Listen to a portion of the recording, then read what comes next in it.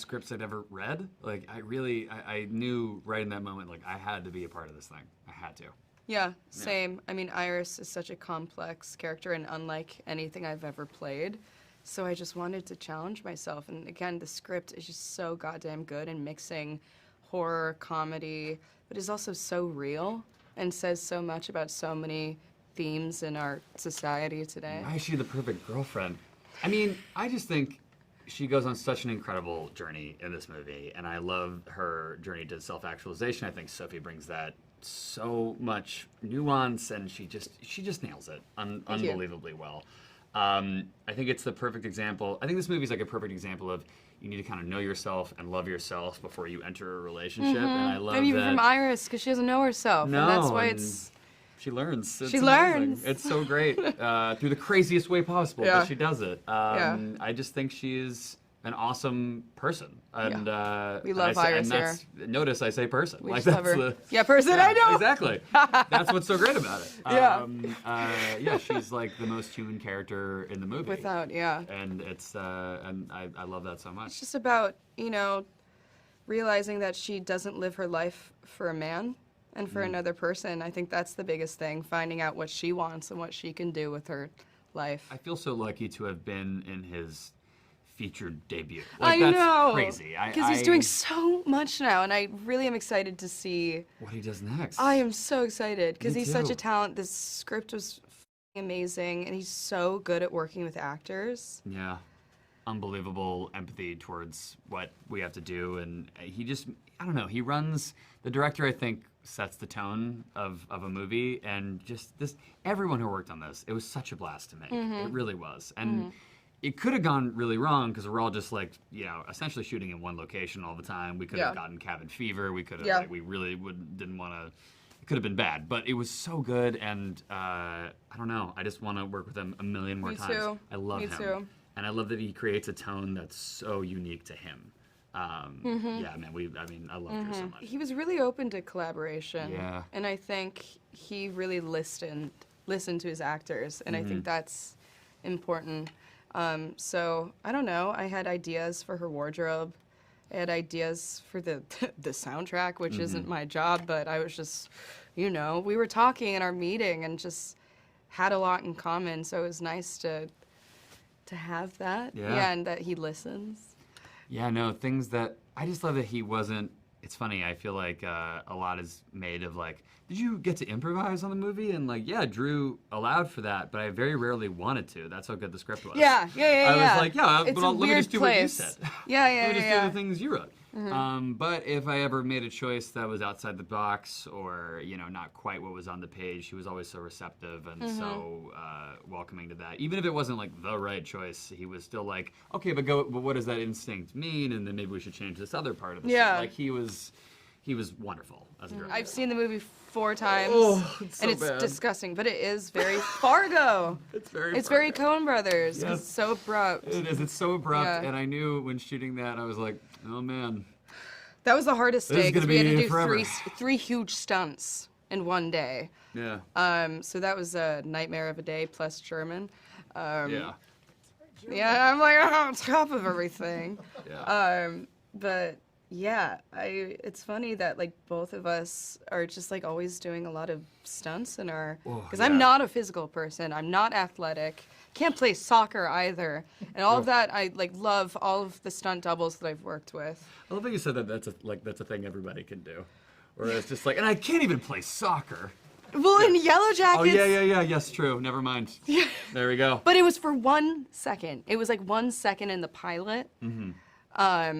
But yeah, I mean, I can't do any sports. I was like bullied in gym class. So the fact that I'm like, I mean, it kind of works for my character because my run is all stiff and dancery, and it so like good. adds to the robotness of it all. And I didn't even think of that. I was on the basketball team in elementary school for like 1 season. Oh, I look made at you. 1 basket the whole season. People think maybe because I'm tall, but I'm also uncoordinated. So yeah. Yeah.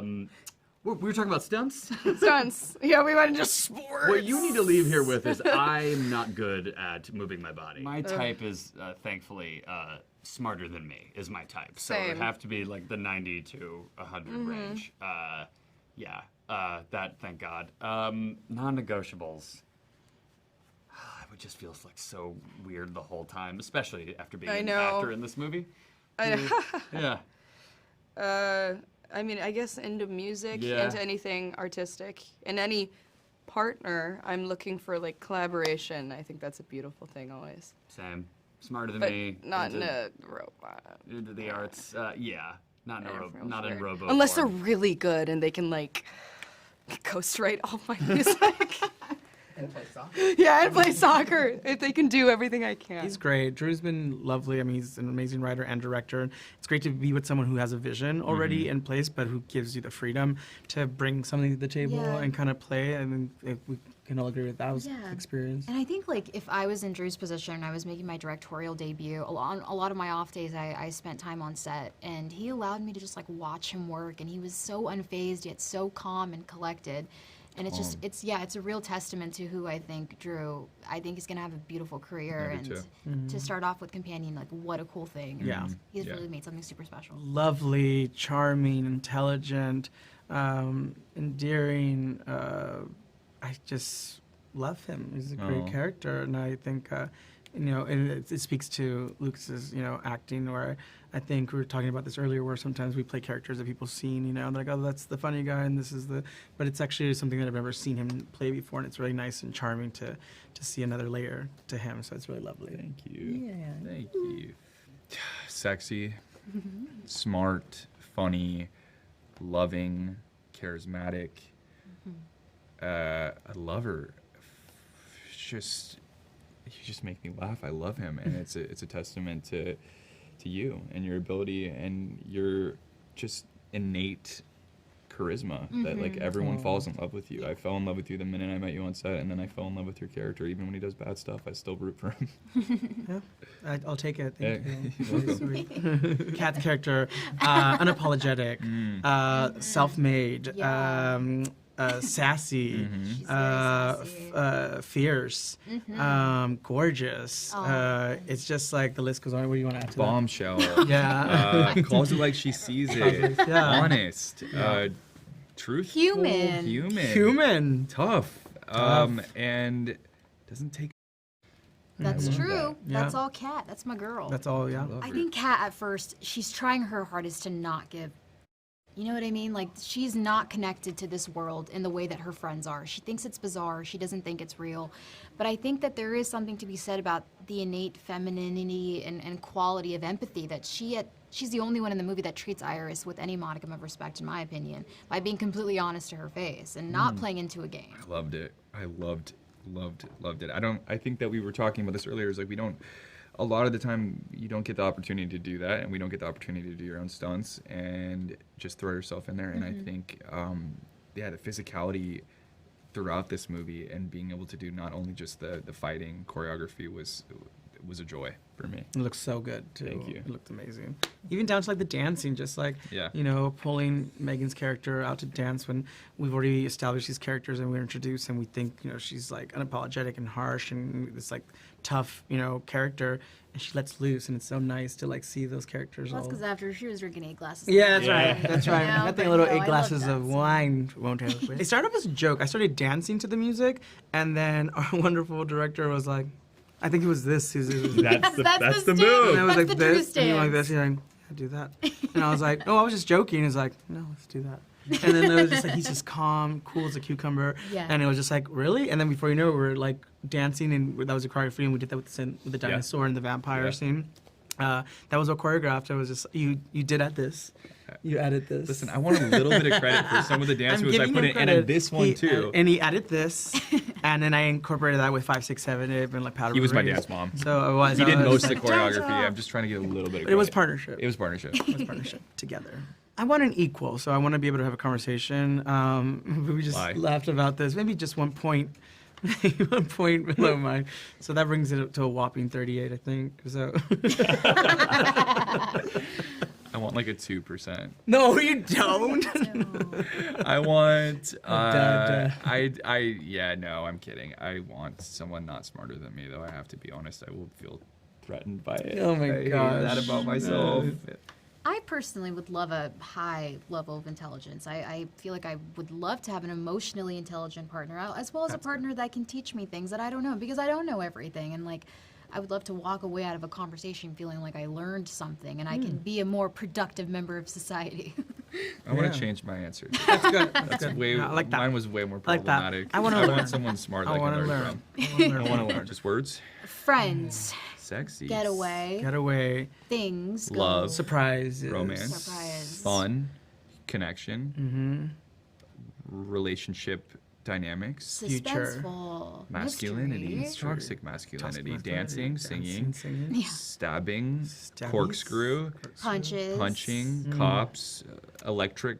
fire, Xanax, Xanax. Wine. It sells itself. Blood. Okay, I just by saying these words Russians. out loud. Russian. Russian, Yeah, I love this. Money. whole bit. Money, Sex. sex, Orgasm. all of it, Love it. all of it. Passion. Got it all. Talk about like the story gods handing you exactly the thing that you need in that moment. I'm writing companion, and you know it's writing is always tough, and you're needing to find inspiration in different places. And I had a friend who was friends with one of the producers on Barbarian, and he'd slipped me the script, and I'm reading it, going, oh my gosh, this is so good, and there's a giant twist that happens halfway through, and the POV switches, and it's doing things that, like, you know, a lot of screenwriters are told, like, you do this, you don't do that, you do this, you don't do that. This felt like someone that didn't care about the rules, that was just entertaining themselves, and that was so refreshing and invigorating to read that it really inspired me when I was writing Companion to just be like, yes, at the end of the day, you should just be entertaining yourself. You know, like if you entertain yourself, you're probably going to entertain an audience too. This is a real technology that could exist at some point, or will exist at some point. So I don't ever want to come from a place of judgment being like this, like there's a right way to interact with these, and there's a wrong way to interact with these things. No, it's more about creating characters that are interacting with Iris and just having fun with like what the possibilities could be, because this is a technology that is going to exist, and it's going to have repercussions on how we, you know, treat other human beings, because this, you know, like what would it be like to live in a world where your phone looked like a human being? You know, like that's, I don't know if you can truly understand that until you're experiencing that, and that could, like, you know, like in the same way that, you know, when you're on chat rooms and you're not really thinking about this being other human beings on the other end of it, you're dehumanizing everyone. Like what would happen if this was in your living room? Like, you know, robots and humans look the same. Like, you know, in this case, you know, there's a character named Josh that objectifies everything because of it. But that's not the case for, you know, everyone. It's just how he deals with it. When you're making a horror movie, you know, you really need to kind of play with expectations. So for me, it became like the first act became like, how can I lure people into a false sense of knowing what it is? Like, you know, play around with things that are very familiar, like the meet cute, like the meeting of the friends, and like the, you know, the girl, like the girl that your boyfriend has a crush on that's treating you like poorly, or like the, you know, the gay side couple that's like just there for quips, and the weird Russian guy that shows up, like luring them into a sense of familiar. And then the movie becomes like, how do we play with this, that everything that you thought you knew about this movie is actually changing, and like these people aren't exactly who they presented themselves to be. Like, because we're all kind of, you know, we all have our masks that we're hiding behind, and so that you know, that became the fun of the writing process, is like creating this like familiar world and then just upending it. That's where the story took off, because my initial instinct when I was writing the movie was that Iris was going to be the antagonist. Like I had this idea that, you know, you have three couples go to this cabin in the middle of the woods, and one of them discovers they're a robot, and then just you know, like everything goes like, you know, like upended, and you take this kind of horror structure and picking people off one at a time, and yeah, like my brain just immediately said, well, the robot should be the antagonist. You know, like that's just the obvious story to tell. And then as I'm breaking it, and as I'm like beating out the story and thinking about each, like by scene, I get to the moment where she is standing outside the house and she's nervous about meeting his friends. It started tapping into a very relatable feeling that I had with meeting like partners, family, and friends, like feeling alienated, like worried that you're going to screw something up. And yeah, as soon as I tapped into that, it's like, oh, wait a minute, like I'm relating to Iris more than I'm relating to the human characters. And then the fun became like, can I tell a story where the most relatable character is actually the robot? Sophie, yeah, like when I was writing the role, I guess I didn't truly understand how hard it was going to be for an actor to nail that. Like, not saying that she's like this brilliantly written character, but there's really two characters in one. There's the Iris that's in the first half, that's docile and passive, that's just doing what she's told. And you need to believe that she is that. You need to believe that someone that wouldn't stand up to her boyfriend. And then, you know, there's a moment in the movie where she literally becomes activated and she turns into something else. And then the story becomes about empowerment and you know, like she stands up to Josh, and you need to buy her in that moment. So it's like 2 in 1. And we found many actors that nailed the first half, but they couldn't nail the second half. And then there were many actors that could nail the second half, but then when you put them in like the moment where they're like docile, you're like, I don't believe that. You're like a badass. You can't hide your badassness. Sophie, you know, came in. We did a chemistry read over Zoom, which I don't recommend anyone doing, because how do you find chemistry between two actors over like a little screen or a little box on a screen? But it transcended, you know, the medium. Like it was immediately apparent that she and Jack had this like undeniable chemistry, and she nailed the first scene, she nailed the second scene, she nailed the third scene, and then it just became a matter of like, how do we get this woman to play this part? Because there's Sophie and there's nobody else. This movie wouldn't work without her. Jack was the right choice because, you know, so when I write, I try not to think of specific actors in mind, because you inevitably think about like, oh, this person would be perfect for this role, and then because of scheduling, or they don't relate to the character, or they don't like the material, you don't get that actor, and then you're just heartbroken, and then everyone else just feels like, oh, you're just compromising. So I try to make the actors be as like amorphous as possible, like cloudy, but also have a little bit of defining. Like, you need to have a couple boxes that they need to check off. For Josh specifically, he needed to make unlikability likable, and that's really tough to do, because he is saying at the very beginning really awful things. He's telling a woman to smile and act happy, and you need it to be said by someone that you don't want to immediately punch in the face.